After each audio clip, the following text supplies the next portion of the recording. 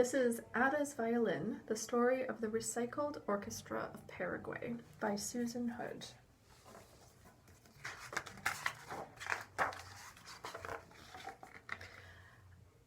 Ada Rios grew up in a town made of trash.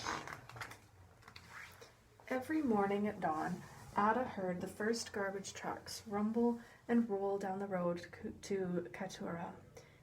Beep, beep, beep. Backing into the landfill, they tipped their loads up, and crash! The trash came tumbling down 1,500 tons a day. Ada and her friends watched as the gancheros, the recyclers, scrambled, tearing into plastic bags with long-handled hooks, pushing aside moldy produce and grabbing anything they could recycle or sell. The going rates? 5 cents for a pound of cardboard, 10 cents for a pound of plastic. This noisy, stinking, sweltering slum was not the most nurturing neighborhood. Ada watched, eyes wide. But she didn't say much, and yet she liked to imagine each garbage truck was a box of surprises. One never knew what might be inside. Her father had found appliances, toys, perfumes, and antique watches. One woman even discovered a small box full of gold jewelry. Little did Ada know, there was a bigger surprise waiting for her in the landfill. Every day, when Ada's parents went to work, Grandmother Marian cared for Ada and her little sister, Noelia. Grandma loved to sing rock and roll songs from the 1960s. The girls grew up to the tunes of the Beatles, Simon and Garfunkel, and Creedence Clearwater Revival. Ada loved to sing too, but only when no one was listening. Ada's dad brightened the night with stories and songs of great musicians. He turned up the radio and pointed out the sounds each instrument made. Ada heard one above all others. Zing went the strings of the violin. When the girls started school, Grandma returned to work as a recycler, collecting bottles and cans in the city. Classes let out at noon. Young Ada was in charge of Noelia until her parents were done with work.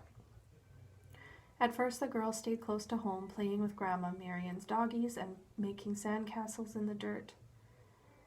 Soon they joined their cousins, playing hide-and-seek or a game of handball in the streets. In time, they ventured farther afield, walking down to the bodega to get candy. But Ada noticed the teenagers hanging out in the alleys, grumbling about life in the landfill looming ahead. What would happen to them, to her little sisters? She watched as the older kids turned to gangs and got into fights. One day, when Ada was 11 years old, her grandmother saw a sign posted on the wall of a chapel. Violin, guitar, cello, taught Saturdays at 8 a.m., Fabio Chavez. How Grandma had longed to learn music. Too late for her, maybe, she thought, but not for her granddaughters. She signed them up without asking them, or their parents. Ada's heart sang out. Thanks to her abuela, she could leave her worries behind and learn to play. At the first class, the teacher, Fabio Chavez, had 3 guitars and 2 violins to share. Ada took a violin right away, but 10 children had signed up. Frustrated, Ada and her friends found that there were not enough instruments to go around. And there was a bigger problem. Everyone quickly realized that the children would need to practice at home, but it wasn't safe to be seen with an expensive instrument in Cateura, where a violin is worth more than a house. Watching the children play amid broken glass and rusty metal, Senor Chavez knew he had to do something, and he remembered a band called Les Luthiers that made its own instruments. That was it. He asked Nicolas Cola Gomez, a ganchero and carpenter, for help. Senor Gomez found a discarded drum with a big hole in it. What could he use to fix it? He picked through the trash and discovered an old X-ray film. Would that work? It did.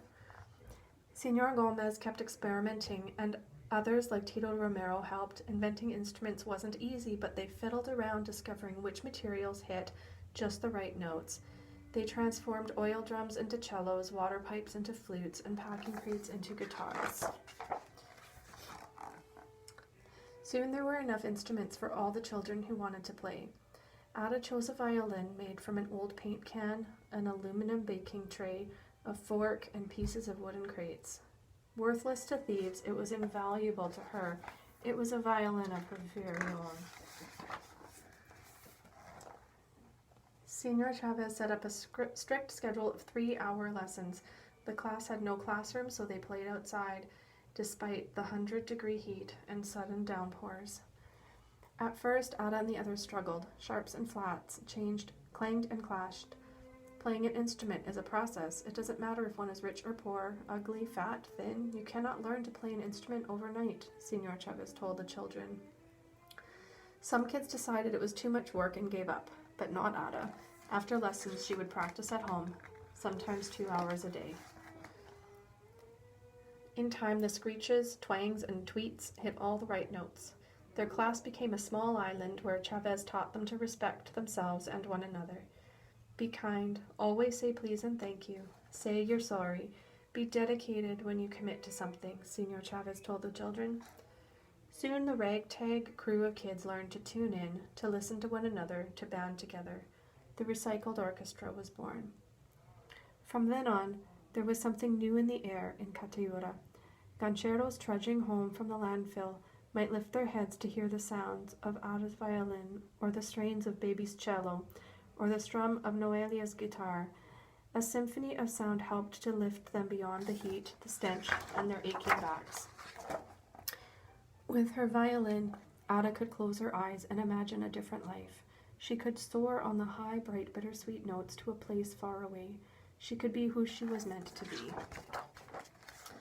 As Ada's skills grew, so did her confidence. Once timid, she now took center stage playing solos. She helped teach the younger children too. Her teachers and fellow students took note. When she was 12 years old, Ada was named a first violinist. Imagine, she was first at something. Shortly after, she and her 39 fellow musicians were invited to perform concerts in Catayura and later in the nearby capital of Asuncion. Word of this extraordinary orchestra spread. Soon they were asked to perform in other cities and even other countries. Ada and her friends flew on their first airplane, stayed in their first hotel, swam in the bright blue waters of Rio de Janeiro, sampled their first pastries and pineapple, and saw sights they never imagined. The world dazzled them, just as they dazzled the world. When Ada was 16, the orchestra received a very special invitation. They were asked to tour with a world-famous rock band. More than 35,000 people awaited them at their first concert stop in Bogota, Colombia. Ada was more than nervous. She didn't know how to enter or greet the audience. She went blank. She saw a giant stage with glaring lights and heard people screaming. But she didn't have to worry. As the recycled orchestra took the stage, the people who had paid to see the rock band cheered for them. The enormous audience sang and swayed to the music as the orchestra played, and as their performance came to a close, a crescendo of cheers and chants and applause resounded across the park. The astonished kids bowed, grinning at one another. They had discovered the surprise waiting at the landfill. Buried in the trash was music. Buried in themselves was something to be proud of.